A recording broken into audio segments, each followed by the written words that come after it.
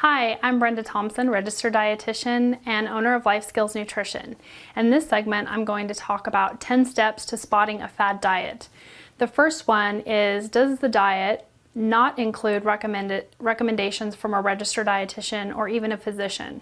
If the recommendations aren't coming from a medical expert or an expert in food and nutrition, it probably is a fad diet.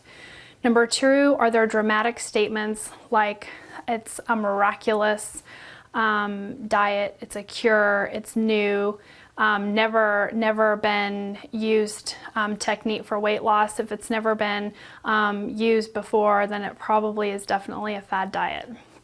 Number three is, does it guarantee quick weight loss of more than 1 to 2 pounds a week?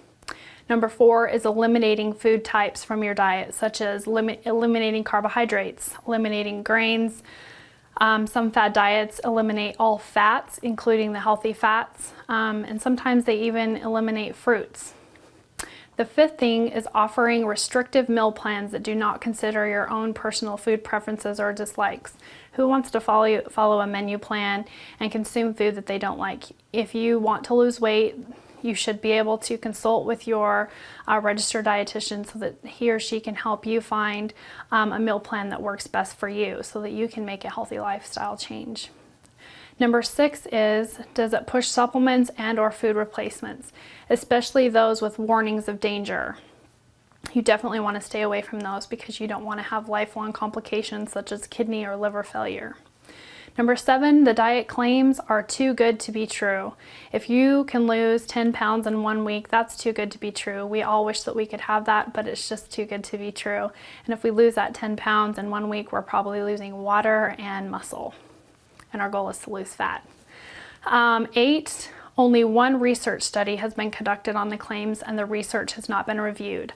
All diets that have proven to work have been researched and conducted many, many times.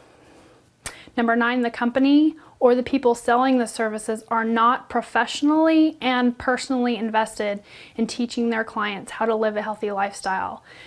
Their major motivation is to sell a product, not to help you live a healthy lifestyle. And number 10 is put extreme limitations on daily caloric intake.